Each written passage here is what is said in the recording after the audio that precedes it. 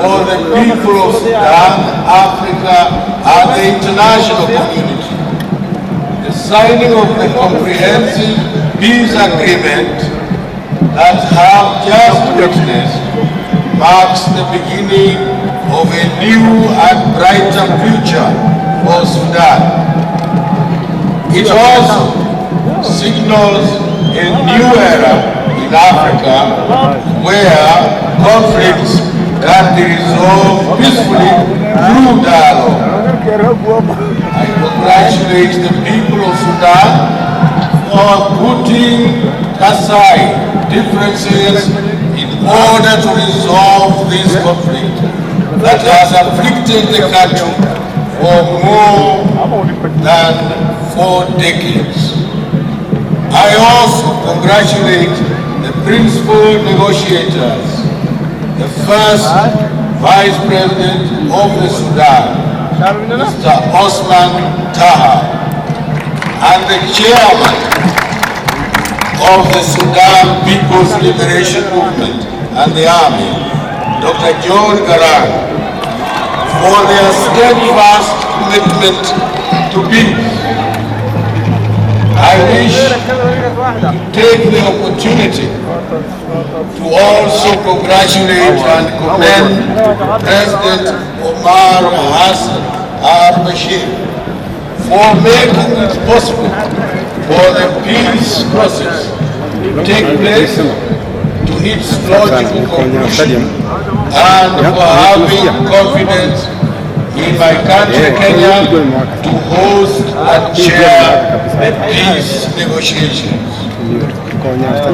The Sudan peace process has succeeded largely because of the active involvement of the African Union, especially the IGAD member states. I also pay tribute to the United Nations and indeed to the whole international community for actively supporting the peace process. The recent meeting of the United Nations Security Council held here in Nairobi gave a new momentum to the negotiations and led to an early conclusion of the process.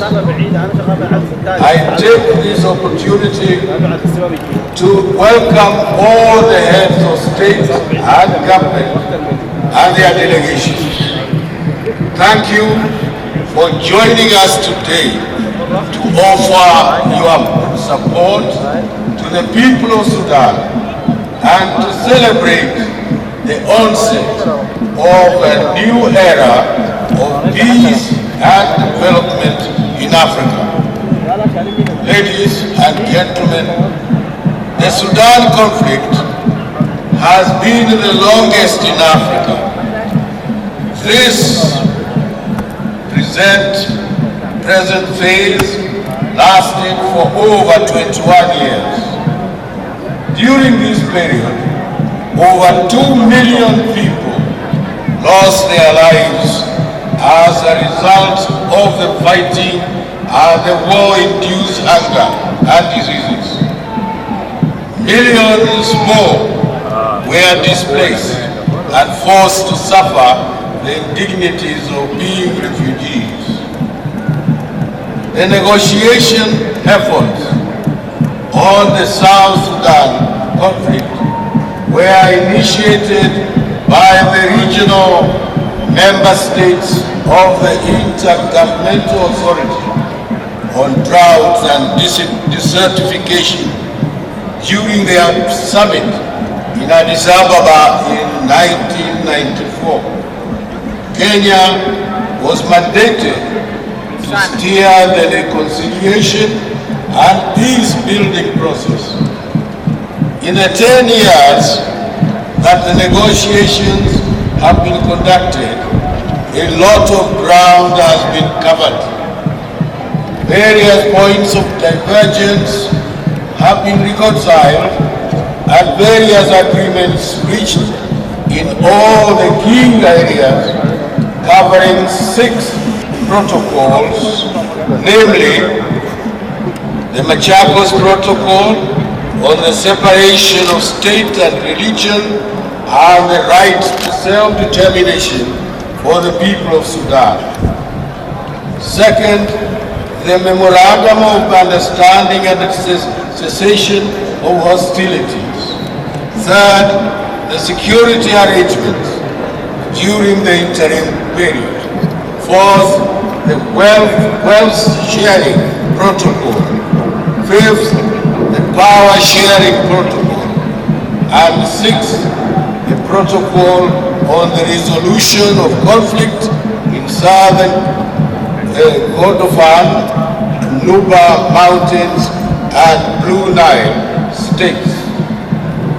The signing we have witnessed today of the comprehensive peace agreement encompassing these protocols is only the beginning of a long and challenging road ahead.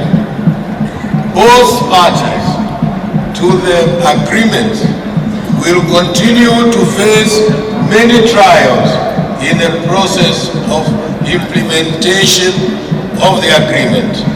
However, we have confidence that they have the ability and the commitment to resolve any arising challenges in a peaceful way.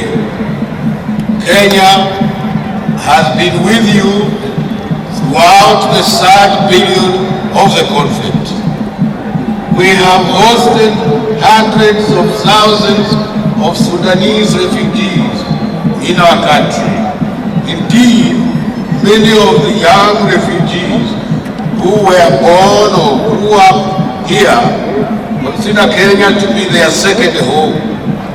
Therefore, we will continue to be with you and to offer you our full support as you return to your homes to embark on the challenges of peace building and development in your country. The resolution of this conflict demonstrates the power of dialogue and exposes the futility of war in resolving conflicts. We hope that today's celebrations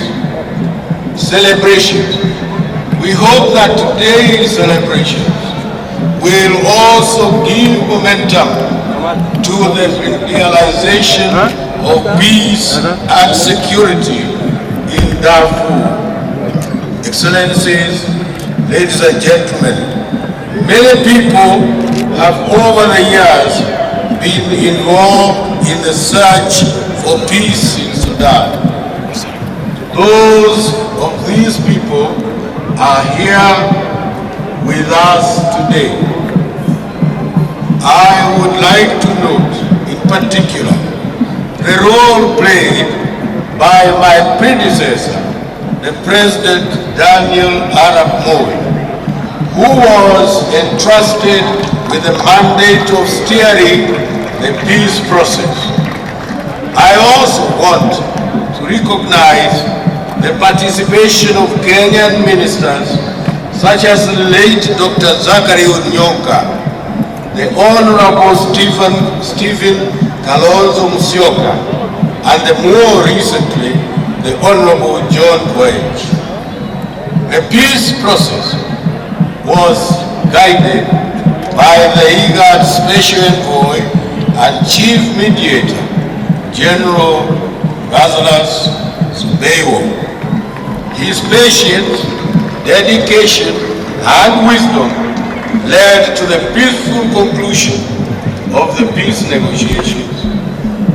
We in Kenya feel honored for having been entrusted to chair and steer the negotiations.